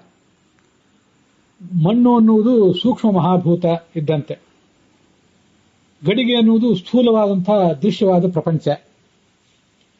ಬಟ್ಟೆ ಇದ್ದಾಗ ನೂಲು ಇರಲೇಬೇಕು, ಆದರೆ ಬಟ್ಟೆ ಇಲ್ಲದೇ ಇದ್ದಾಗಲೂ ಕೂಡ ನೂಲು ಇರಬಲ್ಲದು. ಇನ್ನೂ ಬಟ್ಟೆಯನ್ನು ತಯಾರು ಮಾಡದೇ ಇದ್ದಾಗ ಅಥವಾ ಬಟ್ಟೆಯನ್ನು ಚೂರು ಚೂರಾಗಿ ಹರಿದು ಹಾಕಿದಾಗ ಆವಾಗಲೂ ಕೂಡ ನೂಲು ಇದ್ದೇ ಇರ್ತದೆ. ಹೀಗೆ ಉಪಾದಾನ ಕಾರಣವಾದಂತಹ, ಮೆಟೀರಿಯಲ್ ಕಾಸ್ ಆಗಿರುವಂತಹ ಈ ಪಂಚಮಹಾಭೂತಗಳು ಉಪಾದೇಯ ಅಥವಾ ಪ್ರೊಡಕ್ಷನ್ ಅಂತ ಕರೆಸ್ಕೊಂಡಿರುವಂತಹ ಈ ದೃಶ್ಯವಾದ ಪ್ರಪಂಚದಲ್ಲಿ ಪ್ರವಿಷ್ಟ ಆಗಿದೆ. ಆದರೆ ಅದು ಇಲ್ಲದ ಕಾಲದಲ್ಲೂ ಇದೆ. ಆ ಸೂಕ್ಷ್ಮ ಮಹಾಭೂತಗಳು ಇರಬೇಕಾದ್ರೆ ಅದಕ್ಕೆ ಬೇರೆ ಯಾವುದೇ ಒಂದು ಆಧಾರ ಬೇಕಾಗಿಲ್ಲ. ಹೀಗೆ ಪೃಥ್ವಿ ಮೊದಲಾದಂತಹ ಮಹಾಭೂತಗಳು ಪ್ರವಿಷ್ಟವೂ ಹೌದು ಅಪ್ರವಿಷ್ಟವೂ ಹೌದು. ಇದೊಂದು ಸರಳವಾದಂತಹ ದೃಷ್ಟಾಂತ. ಮಣ್ಣಿದ್ದಾಗ ಗಡಿಗೆ ಇದ್ದೇ ಇರ್ತದೆ, ಬಟ್ಟೆ ಇದ್ದಾಗ ನೂಲು ಇದ್ದೇ ಇರ್ತದೆ. ಮಣ್ಣು ಗಡಿಗೆಯನ್ನು ಬಿಟ್ಟಿರಬಲ್ಲದು, ಹಾಗೆ ನೂಲು ಬಟ್ಟೆಯನ್ನು ಬಿಟ್ಟು ಇರಬಲ್ಲದು. ಅದರಂತೆ ಪರಮಾತ್ಮ ಈ ಜಗತ್ತು ಇದ್ದಾಗ, ಇದ್ದ ಕಾಲದಲ್ಲಿ, ಇದ್ದ ದೇಶದಲ್ಲಿ ಇದ್ದಾನೆ. ಜಗತ್ತು ಇಲ್ಲದೇ ಇದ್ದಾಗ ಆ ಕಾಲದಲ್ಲೂ ಆ ದೇಶದಲ್ಲೂ ಅವನಿದ್ದಾನೆ. ಹೀಗೆ ಅವನು ಸ್ವತಂತ್ರ. ಪರಮಾತ್ಮನನ್ನ ಪಂಚಮಹಾಭೂತಗಳ ದೃಷ್ಟಾಂತದಿಂದ ಈ ದೃಶ್ಯವಾದ ಪ್ರಪಂಚದ ನಿರಪೇಕ್ಷ ಅವನು. ಈ ಪ್ರಪಂಚದಿಂದ ಅವನಿಗೇನು ಆಗಬೇಕಾಗಿಲ್ಲ ಅನ್ನೋದನ್ನ ನಾವು ತಿಳ್ಕೊಳ್ಬೇಕು. ಯಥಾ ಹೇಗೆ ಮಹಾಂತಿ ಭೂತಾನಿ ಅನ್ವಯಾರ್ಥ ಹೇಳ್ತಾನೆ. ಮಹಾಭೂತಗಳು ಅಂದ್ರೆ ದೊಡ್ಡ ದೊಡ್ಡ ಭೂತಗಳು ಅಂತ ಅರ್ಥ. ಉಚ್ಚಾವಚೇಶು ನಾನಾ ರೀತಿಯ ಸಣ್ಣ ದೊಡ್ಡ ನಾನಾ ಥರದ ಭೂತೇಶು ಕಾರ್ಯಗಳಾದಂತಹ ವಸ್ತುಗಳಲ್ಲಿ ಪ್ರವಿಷ್ಟಾನಿ ಪ್ರವಿಷ್ಟಗಳು ಆಗಿವೆ, ಅಪ್ರವಿಷ್ಟಾನಿ ಅಪ್ರವಿಷ್ಟಗಳು ಆಗಿವೆ. ತಥಾ ಹಾಗೆ ಅಹಂ ನಾನು ತೇಷು ಈ ಪ್ರಪಂಚದ ಸ್ಥಾವರ ಜಂಗಮಾತ್ಮಕವಾದ ವಸ್ತುಗಳಲ್ಲಿ ಚೇತನಾಚೇತನಾತ್ಮಕವಾದಂತಹ ವಸ್ತುಗಳಲ್ಲಿ ಅಸ್ಮಿ ಇದ್ದೇನೆ. ನ ತೇಷು ಅವುಗಳಲ್ಲಿ ನಾನು ಇಲ್ಲ ಕೂಡ. ಅವು ಇಲ್ಲದೇ ಇರುವ ಜಾಗದಲ್ಲೂ ಇರುವ ಕಾಲದಲ್ಲೂ ಇಲ್ಲದೇ ಇರುವ ಕಾಲದಲ್ಲೂ ನಾನು ಇದ್ದೇನೆ. ಆದ್ರಿಂದ ನನ್ನನ್ನು ಇಲ್ಲ ಅಂತನೂ ಹೇಳಬಹುದಾಗಿದೆ. ಇನ್ನು ಕೊನೆಯ 35ನೇ ಶ್ಲೋಕ ಚತುಶ್ಲೋಕಿ ಭಾಗವತ ಚತುಶ್ಲೋಕಿಯಲ್ಲಿ ಕೊನೆಯ ಶ್ಲೋಕ. ಏತಾವದೇವ ಜಿಜ್ಞಾಸ್ಯಂ ತತ್ವಜಿಜ್ಞಾಸುನಾತ್ಮನಃ ಅನ್ವಯ ವ್ಯತಿರೇಕಾಭ್ಯಾಂ ಯತ್ಸ್ಯಾತ್ ಸರ್ವತ್ರ ಸರ್ವದಾ. ಪರಮಾತ್ಮ ಸರ್ವಗತ, ಎಲ್ಲ ಕಾಲದಲ್ಲೂ ಎಲ್ಲ ದೇಶದಲ್ಲೂ ಇದ್ದಾನೆ. ಅವನ ಶಕ್ತಿ ಅವನ ಜ್ಞಾನ ಅವು ಕೂಡ ಸರ್ವಗತವೇ. ಯಾಕೆಂದ್ರೆ ಪರಮಾತ್ಮನ ಶಕ್ತಿಗೂ ಅವನ ಗುಣ ಕ್ರಿಯೆಗಳಿಗೂ ಕೂಡ ಪೂರ್ಣವಾದಂತಹ ಅಭೇದವೇ ಇದೆ, ಸವಿಶೇಷ ಅಭೇದವೇ ಇದೆ. ಆದ್ರಿಂದ ಈ ಜಗತ್ತಿನ ಸಕಲ ವಸ್ತುಗಳು ಲಕ್ಷ್ಮೀದೇವಿಯಿಂದ ಆರಂಭ ಮಾಡಿ ಬ್ರಹ್ಮ ಮೊದಲಾದ ಎಲ್ಲ ಚೇತನರು ಅಚೇತನರು ಸ್ಥಾವರ ಜಂಗಮಾತ್ಮಕವಾದ ವಸ್ತುಗಳು ಇವೆಲ್ಲಗಳನ್ನು ವಸ್ತುಗಳು ಅಂತ ಪರಿಗಣನೆ ಮಾಡಿದರೆ ಅವಿರುವ ದೇಶ ಕಾಲಗಳಲ್ಲಿ ಪರಮಾತ್ಮ ಇದ್ದಾನೆ. ಅವನ ಮಹಿಮಾ ಇದೆ, ಅವನ ಗುಣಕ್ರಿಯೆಗಳಿವೆ, ಅವನ ಶಕ್ತಿ ಇದೆ. ಇದು ಯಾವುದೂ ಇಲ್ಲದ ದೇಶ ಕಾಲದಲ್ಲಿಯೂ ಕೂಡ ಅವನ ಆ ಪರಮಾತ್ಮನ ವ್ಯಾಪ್ತಿ ಇದೆ, ಅವನ ಗುಣಕ್ರಿಯೆಗಳಿವೆ, ಅವನ ಶಕ್ತಿ ಇದೆ. ಅದು ಎಲ್ಲವನ್ನೂ ವಿಷಯೀಕರಿಸಿ ಯಾವತ್ತೂ ಸರ್ವಸಮರ್ಥ ಆಗಿಯೇ ಇವೆ ಅವನ ಆ ಮಹಿಮೆಗಳು. ತತ್ವವನ್ನು ತಿಳಿಯಬೇಕು ಅಂತ ಅಪೇಕ್ಷೆ ಪಟ್ಟವನು. ಏವಂ ಮಾಂ ವೇತ್ತಿ ತತ್ವತಃ ಅಂತ ಭಗವದ್ಗೀತಾದಲ್ಲಿ ಹೇಳ್ತಾನೆ. ಭಗವಂತನನ್ನ ಅವನ ಗುಣಕ್ರಿಯೆಗಳನ್ನೆಲ್ಲವನ್ನು ಸರಿಯಾಗಿ ತಿಳ್ಕೊಂಡವನಿಗೆ ಮುಕ್ತಿ ಅಂತ ವರ್ಣನೆ ಮಾಡ್ತಾರೆ. ಅದೆಲ್ಲವನ್ನು ತಿಳಿಯಬೇಕು ಅಂತ ಬಯಸುವವನು ಈ ಒಂದು ಸಂಗತಿಯನ್ನು ತಿಳಿಯಬೇಕು. ಪರಮಾತ್ಮ ಈ ಜಗತ್ತು ಇರುವಲ್ಲೆಲ್ಲ ಇದ್ದಾನೆ, ಇರುವ ದೇಶ ಕಾಲದಲ್ಲಿ ಎಲ್ಲಾ ಕಡೆ ಇದ್ದಾನೆ. ಇದು ಎಲ್ಲಿ ಇಲ್ಲವೋ ಅಲ್ಲೂ ಇದ್ದಾನೆ ಅಂತನ್ನುವುದನ್ನು ತಿಳ್ಕೊಳ್ಬೇಕು. ಒಟ್ಟಾರೆ ಸ್ವತಂತ್ರಂ ಅಸ್ವತಂತ್ರಂ ಚ ದ್ವಿವಿಧಂ ತತ್ವಮಿಷ್ಯತೆ. ಜಗತ್ತಿನಲ್ಲಿ ಇರುವುದು ಎರಡೇ ತತ್ವಗಳು, ಒಂದು ಸ್ವತಂತ್ರವಾದಂತಹ ಪರಮಾತ್ಮ, ಇನ್ನೊಂದು ಅಸ್ವತಂತ್ರವಾದಂತಹ ಈ ಜಗತ್ತು. ಪರಮಾತ್ಮ ಒಬ್ಬನೇ ಸ್ವತಂತ್ರ, ಲಕ್ಷ್ಮೀದೇವಿಯಿಂದ ಆರಂಭ ಮಾಡಿಕೊಂಡು ಉಳಿದ ಎಲ್ಲ ಚೇತನಾಚೇತನವೂ ಕೂಡ ಅಸ್ವತಂತ್ರ ಅನ್ನುವುದನ್ನೇ ತಿಳ್ಕೊಳ್ಬೇಕು. ಮತ್ತೆ ಪರಮಾತ್ಮನಿಗೆ ಈ ಜಗತ್ತನ್ನು ಸೃಷ್ಟಿಸಿದ್ರಿಂದ ಲಕ್ಷ್ಮೀದೇವಿಯನ್ನು ಕೂಡ ಅವಳ ಸಂಘದಿಂದಲೂ ಕೂಡ ಅವಳಿಗೆ ಅವನು ಪತಿಯಾಗಿರುವುದರಿಂದಲೂ ಕೂಡ ಆತನಿಗಾಗಬೇಕಾದ ಪ್ರಯೋಜನ ಏನೂ ಇಲ್ಲ ಅನ್ನುವುದನ್ನು ಯಾವತ್ತೂ ಕೂಡ ಮನಗಾಣಬೇಕು ಅಂತದರ ತಾತ್ಪರ್ಯ. ಇದಕ್ಕೆ ಅನ್ವಯಾರ್ಥ ಹೀಗಿದೆ. ಆತ್ಮನಃ ಪರಮಾತ್ಮನ ಯತ್ ಯಾವ ಗುಣಕ್ರಿಯೆ ಮಹಿಮೆ ವ್ಯಾಪ್ತಿ ಮೊದಲಾದದ್ದು ಅನ್ವಯ ವ್ಯತಿರೇಕಾಭ್ಯಾಂ. ಅನ್ವಯ ಅಂದ್ರೆ ಜಗತ್ತು ಇರುವಲ್ಲಿ ಇರುವ ಕಾಲದಲ್ಲಿ ಇರುವ ದೇಶದಲ್ಲಿ ಇರುವುದು. ವ್ಯತಿರೇಕ ಅಂದ್ರೆ ಜಗತ್ತಿಲ್ಲದ ಕಾಲದಲ್ಲಿ ದೇಶದಲ್ಲಿ ಇಲ್ಲದೇ ಇರುವುದು. ಆ ಜಗತ್ತಿಲ್ಲದ ಕಾಲ ಮತ್ತು ದೇಶಗಳಲ್ಲಿಯೂ ಕೂಡ ಇರುವುದು. ನಾನು ಸ್ವಲ್ಪ ವ್ಯತ್ಯಾಸ ಮಾಡಿ ಹೇಳಿದೆ. ಅನ್ವಯ ಅಂದ್ರೆ ಜಗತ್ತಿರುವ ಕಾಲ ಮತ್ತು ದೇಶಗಳಲ್ಲಿಯೂ ಇರುವುದು. ವ್ಯತಿರೇಕ ಅಂದ್ರೆ ಆ ಜಗತ್ತು ಇಲ್ಲದಿರುವ ಕಾಲ ಮತ್ತು ದೇಶಗಳಲ್ಲಿಯೂ ಇರುವುದು. ಸರ್ವತ್ರ ಎಲ್ಲ ಕಡೆ ಸರ್ವದ ಯಾವಾಗಲೂ. ಸ್ಯಾತ್ ಯತ್ ಅಂದ್ರೆ ಯಾವ ಪರಮಾತ್ಮನ ಶಕ್ತಿ ಸ್ಯಾತ್ ಇದ್ದೇ ಇರ್ತದೆ. ತತ್ವ ಜಿಜ್ಞಾಸುನ ತತ್ವವನ್ನು ತಿಳಿಯಬೇಕು ಅಂತ ಬಯಸುವ ವ್ಯಕ್ತಿ ಅವನಿಂದ ಏತಾವದೇವ ಈ ಇಷ್ಟು ಸಾರಾಂಶವೇ ಜಿಜ್ಞಾಸ್ಯಂ, ತಿಳಿಯಲ್ಪಡಬೇಕು ಅಂತ ಅದರ ಅರ್ಥ. ಇಂಥದೇ ಒಂದು ಶ್ಲೋಕ ಭಾಗವತದ 3ನೇ ಸ್ಕಂದದ 29ನೇ ಅಧ್ಯಾಯದಲ್ಲಿ 44ನೇ ಶ್ಲೋಕದ ರೂಪದಲ್ಲಿ ಕಂಡು ಬರ್ತದೆ. ಅನ್ವಯ ವ್ಯತಿರೇಕಾಚ್ಯ ಸಾಕ್ಷಾತ್ಮ ವ್ಯಭಿಚಾರಿಣ ವೈತಥ್ಯಂ ವ್ಯಭಿಚಾರಂ ಚ ನಿದ್ರಾಂತೆ ಸ್ಯಾನುಚಿಂತೆಯೇತ್ ಅಂತ. ಭಗವಂತ ಪ್ರಪಂಚ ಇರುವ ದೇಶ ಕಾಲಗಳಲ್ಲಿ ಎಲ್ಲ ಕಡೆನೂ ಇದ್ದಾನೆ, ಅದಿಲ್ಲದಿರುವ ಪ್ರಪಂಚ ಇಲ್ಲದೇ ಇರುವ ದೇಶ ಕಾಲಗಳಲ್ಲೂ ಇದ್ದಾನೆ. ಇದೇ ಅನ್ವಯ ಮತ್ತು ವ್ಯತಿರೇಕ ಅಂದ್ರೆ. ಆದ್ರಿಂದಲೇ ಅವನು ಪರಮಾತ್ಮ, ಸರ್ವಕರ್ತ, ಸ್ವತಂತ್ರ ಅಂತ ತಿಳಿದು ಬರ್ತದೆ.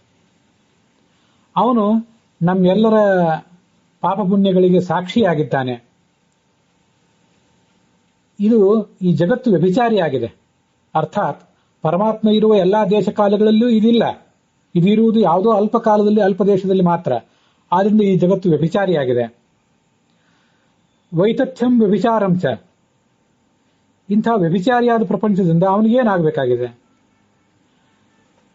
ಆ ಪರಮಾತ್ಮನಿಂದ ಆಗಬೇಕಾದ ಪ್ರಯೋಜನ ಈ ಜಗತ್ತಿಗಿದೆ. ಜಗತ್ತಿನಿಂದ ಆಗಬೇಕಾದ ಪ್ರಯೋಜನ ಅವನಿಗೇನೂ ಇಲ್ಲ. ಆದ್ರಿಂದ ಇದು ನಿಷ್ಪ್ರಯೋಜಕ. ಈ ಜಗತ್ತು ಲಕ್ಷ್ಮೀದೇವಿಯಿಂದ ಆರಂಭ ಮಾಡಿಕೊಂಡು ಸಮಸ್ತ ಜೀವರು, ಸಮಸ್ತ ಜಡವೂ ಕೂಡ ವಿತಥ ಪರಮಾತ್ಮನ ಪಾಲಿಗೆ ನಿಷ್ಪ್ರಯೋಜಕ. ಇದನ್ನ ನಿದ್ರಾಂತೆ ಅನುಚಿಂತೆಯೇತ್, ಬೆಳಿಗ್ಗೆ ಎದ್ದು ಕೂಡಲೇ ಬ್ರಾಹ್ಮ ಮುಹೂರ್ತದಲ್ಲಿ ಚಿಂತನೆ ಮಾಡಬೇಕು. ಇದೊಂದು ಮೋಕ್ಷ ಸಾಧನ ಅಂತ 29ನೇ ಅಧ್ಯಾಯದ ಆ 3ನೇ ಸ್ಕಂದ 29ನೇ ಅಧ್ಯಾಯದಲ್ಲಿ ಕೊನೆಯ ಶ್ಲೋಕದಲ್ಲಿ ಹೀಗೆ ಹೇಳ್ತಾರೆ. ನಾವು ಈ ಪ್ರಪಂಚದಲ್ಲಿ ಅನೇಕ ಜಂಜಡಗಳಲ್ಲಿ ಸಿಲುಕಿ ಬಿದ್ದಿದ್ದೇವೆ. ನಮಗೆ ನಮ್ಮ ಗಂಡ, ಹೆಂಡತಿ, ಮಕ್ಕಳು, ಬಂಧು ಬಾಂಧವರು, ಮಿತ್ರರು, ಸ್ನೇಹಿತರು, ಉದಾಸೀನರು, ಶತ್ರುಗಳು, ಇವರೆಲ್ಲರಿಂದಲೂ ಕೂಡ ಒಂದೊಂದು ಏನೇನೋ ಪ್ರಯೋಜನ ಇದೆ.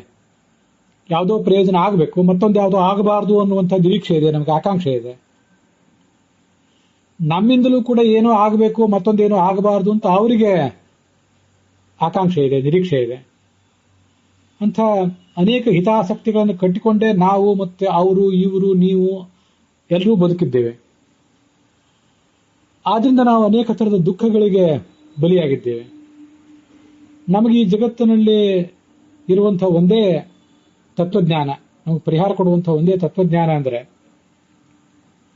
ಪರಮಾತ್ಮ ಹೇಗೆ ಈ ಜಗತ್ತಿನಲ್ಲಿ ಇದ್ದಾನೆ, ಅನಾದಿ ಕಾಲದಿಂದ ಅವನು ಅನಂತ ಕಾಲದವರೆಗೂ ಇರ್ತಾನಲ್ಲ, ಅವನು ಹೇಗಿದ್ದಾನೆ ಅನ್ನುವುದನ್ನು ನಾವು ಆಲೋಚನೆ ಮಾಡಬೇಕು.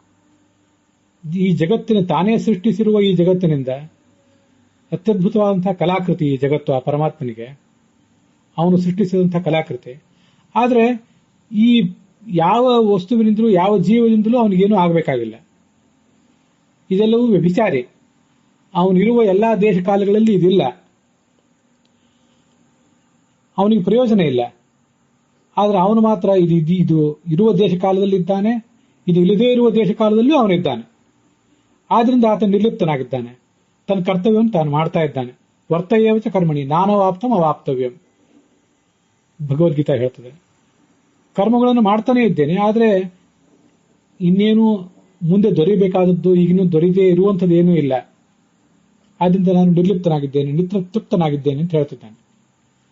ಪರಮಾತ್ಮ ನಮಗೆ ಬಿಂಬ, ಅವನ ಪ್ರತಿಬಿಂಬರಾದಂತಹ ನಾವು ಕೂಡ ಅವನಂತೆ ಈ ಜಗತ್ತಿನಿಂದ ನಮಗೆ ಆಗಬೇಕಾದ್ದೇನೂ ಇಲ್ಲ, ನಾವು ನಿರ್ಲಿಪ್ತರಾಗಿ ಬದುಕಬೇಕು ಅನ್ನುವ ಎಚ್ಚರ ಇದ್ದರೆ ನಾವು ಒಂದಿಷ್ಟು ನೆಮ್ಮದಿಯನ್ನು ಕಂಡೆವು, ನಮ್ಮ ಸಾಧನೆ ಮುಂದುವರೆದಿತ್ತು.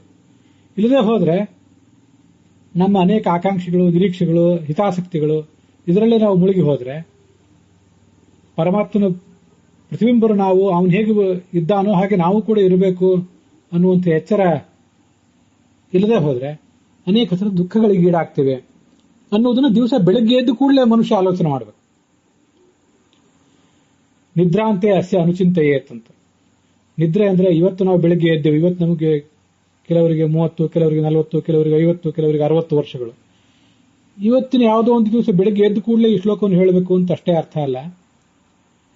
ಸೃಷ್ಟಿಗೆ ಬಂದ ಕೂಡಲೇ ಪರಮಾತ್ಮನ ಉದರದಿಂದ ನಾವು ಸೃಷ್ಟಿಗೆ ಹೊರಗೆ ಬಂದೇವಲ್ಲ, ಆಗ ಕೂಡಲೇ ನಮಗೆ ಈ ಸಂಗತಿ, ಈ ತತ್ವಜ್ಞಾನ ನೆನಪಿಗೆ ಬರಬೇಕು. ದೊಡ್ಡ ದೊಡ್ಡ ಜ್ಞಾನಿಗಳಿಗೆ, ದೊಡ್ಡ ದೊಡ್ಡ ದೇವತೆಗಳಿಗೆ ಈ ಎಚ್ಚರ ಅವರ ಸೃಷ್ಟಿಗೆ ಬಂದ ಕೂಡಲೇ ಬಂದಿತ್ತು. ಆದರೆ ನಮ್ಮಂಥವರಿಗೆ ತತ್ವಜ್ಞಾನದ ಅಕಾರ ಆಕಾರ ಇಕಾರ ಈಕಾರಗಳು ಗೊತ್ತಿಲ್ಲದೆ ಇರುವಂಥವರಿಗೆ, ನಮ್ಮಂಥವರಿಗೆ ಸೃಷ್ಟಿಗೆ ಬಂದ ಕೂಡಲೇ ಈ ಎಚ್ಚರ ಬರ್ಲಿಕ್ಕೆ ಸಾಧ್ಯ ಇಲ್ಲ. ಸೃಷ್ಟಿಗೆ ಬಂದು ನಾವೀಗ ಸರಿಸುಮಾರು 195 ಕೋಟಿ ವರ್ಷಗಳಾಗಿವೆ. ಈಗಾದರೂ ಪ್ರತಿನಿತ್ಯ ನಾವು ಎದ್ದ ಮೇಲೆ ಈ ಆಲೋಚನೆ ಬರಬೇಕು. ಈಗೂ ಕೂಡ ನಾವು ತಾಯಿ ಗರ್ಭದಿಂದ ಹೊರಗೆ ಬಂದ ಕೂಡಲೇ ಈ ಆಲೋಚನೆ ಬರೋದಿಲ್ಲ, ಅಷ್ಟು ಪ್ರೌಢತೆ ನಮಗಿರೋದಿಲ್ಲ. ಆದರೆ ಕೆಲವು ಕಾಲ ಸಂದ ಮೇಲಾದರೂ ಕೂಡ, ಸ್ವಲ್ಪ ಬುದ್ಧಿ ಮಾಗಿದ ಮೇಲಾದರೂ ನಮಗೆ ಈ ಎಚ್ಚರ ಬರಬೇಕು. ಪ್ರತಿನಿತ್ಯ ಎದ್ದ ಕೂಡಲೇ, ಎದ್ದಾಗಿನಿಂದ ಸಾಯಂಕಾಲದ ರಾತ್ರಿ ಮಲಗುವವರೆಗೆ ಏನೇನು ಕಾರ್ಯಗಳನ್ನು ಮಾಡ್ತಿದ್ದೇನೆ ಅದೆಲ್ಲವನ್ನು ನಿರ್ಲಿಪ್ತನಾಗಿ ಮಾಡ್ತೇನೆ. ಪರಮಾತ್ಮ ಹೇಗೆ ಮಾಡ್ತಿದ್ದಾನೋ ಹಾಗೆ ನಾನು ಮಾಡ್ತೀನಿ ಅಂತ ಎಚ್ಚರ ನಮಗಿದ್ದರೆ ಒಂದಿಷ್ಟು ನೆಮ್ಮದಿ, ನಮ್ಮ ಕಾರ್ಯದಲ್ಲಿ ಒಂದಿಷ್ಟು ದಕ್ಷತೆ ಕಂಡಿತು. ಇಲ್ಲದೆ ಹೋದರೆ ಅನೇಕ ಥರದ ನಿರೀಕ್ಷೆ ಆಕಾಂಕ್ಷೆಗಳಿಗೆ ಬಲಿಯಾಗಿ ನಾವು ದುಃಖಿಗಳೇ ಆಗ್ತೇವೆ. ಹಾಗಾಗದೇ ಇರಲಿ, ನಿದ್ರೆಯಿಂದ ಎದ್ದು ಕೂಡಲೇ ಈ ಆಲೋಚನೆ ನಮಗಿರಬೇಕು. ಈ ಪ್ರತಿಯೊಂದು ದಿನಗಳಲ್ಲೂ, ಇವತ್ತು ನಾಳೆ ನಾಡ್ದು ಪ್ರತಿನಿತ್ಯ ನಿದ್ರೆಯಿಂದ ಎದ್ದು ಕೂಡಲೇ ಈ ಎಚ್ಚರ ನಮಗೆ ಬರಬೇಕು. ನಾಳೆ ಇನ್ನೊಂದು ನಿದ್ರೆ ನಮಗೆ ಬರೋದಿದೆ. ಇನ್ನು ಕೆಲವು ದಶಕಗಳ ನಂತರ ನಾವು ಚಿರನಿದ್ರೆಗೆ ಜಾರ್ತೇವೆ. ಮತ್ತೊಂದು ಬಾರಿ ತಾಯಿಯ ಗರ್ಭದಿಂದ ಹೊರಗೆ ಬರ್ತೇವೆ. ಆಗಾದರೂ ಕೂಡ ನಮಗೆ ಕೂಡಲೇ ಇದು ನೆನಪಿಗೆ ಬರಬೇಕು. ಆಗ ಬರಬೇಕು ಅಂತ ಈಗಲೇ ಪ್ರಾರ್ಥನೆ ಮಾಡಬೇಕು. ಅದು ನಿದ್ರಾ ತಿಳಿದು ಎಚ್ಚರ ಆಗುವುದು ಅಂದ್ರೆ ಅದು ಅಂತ ಒಂದು ಎಚ್ಚರವನ್ನು ಕೊಡುವಂತ ಭಗವಂತನನ್ನ ಪ್ರಾರ್ಥಿಸಬೇಕು. ಅದನ್ನ ಆ ಭಾಗವತದ 3ನೇ ಸ್ಕಂದದ ಶ್ಲೋಕವು ಕೂಡ ನಮಗೆ ತಿಳಿಸಿಕೊಡ್ತದೆ. ಇಲ್ಲಿಗೆ ಈ ಭಾದ್ರಪದ ಪೂರ್ಣಿಮೆಯ ಸಂಜೆಯ ದಿವಸ ನಾವು ಮಾಡಿದಂತಹ ಭಾಗವತದ ಶ್ರವಣ ಸಮಾಪ್ತಿ ಕಾಣ್ತದೆ. ಅನೇಕ ಜನ ಜ್ಞಾನಿಗಳು, ಭಾಗವತರು ಈ 15 ದಿವಸಗಳ ಉದ್ದಕ್ಕೂ ಕೂಡ ಪ್ರೋಷ್ಠಪದಿಯನ್ನು ಮಾಡಿರ್ತಾರೆ, ಭಾಗವತದ ಶ್ರವಣ ಮಾಡಿರ್ತಾರೆ. ಆ ಅನುಕೂಲ ನಮಗಿರಲಿಲ್ಲ. ನಾವು ನೀವೆಲ್ಲರೂ ಕೂಡ ಬೇರೆ ಶ್ರವಣದಲ್ಲಿ ತೊಡಗಿದ್ದೆವು. ಅಂತೂ ಭಗವಂತನ ಕುರಿತಾದಂತಹ ಒಂದಿಷ್ಟು ಸಂಗತಿಯನ್ನೇ ಕೇಳೋದ್ರಲ್ಲಿ ತೊಡಗಿದ್ದೆವು. ಆದರೂ ಭಾಗವತವನ್ನು ಒಂದಿಷ್ಟು ಕೇಳಬೇಕು ಅಂತ ಒಂದಿಷ್ಟು ಹಂಬಲ ನಮ್ಮದು ನಿಮ್ಮದು ಏನಿತ್ತು, ಅದು ಇವತ್ತು ಈ ಭಾಗವತ ಚತುಶ್ಲೋಕಿಯನ್ನಾದರೂ ಕೇಳುವ ಮೂಲಕ ತಣದಿದೆ ಅಂತ ಭಾವಿಸ್ತೇನೆ. ಆ ಯಾದವಾರ್ಯರ ಅಂತರ್ಯಾಮಿಯಾಗಿರ್ತಕ್ಕಂಥ ಭಾರತೀಯರ ಮುಖ್ಯ ಪ್ರಾಣಾಂತರ್ಗತನಾದಂಥ ಸರ್ವತಂತ್ರ ಸ್ವತಂತ್ರನಾದಂಥ ಲಕ್ಷ್ಮೀನಾರಾಯಣನಿಗೆ ಈ ಭಾಗ ಅರ್ಪಿತವಾಗಿದೆ. ಶ್ರೀಕೃಷ್ಣಾರ್ಪಣಮಸ್ತು.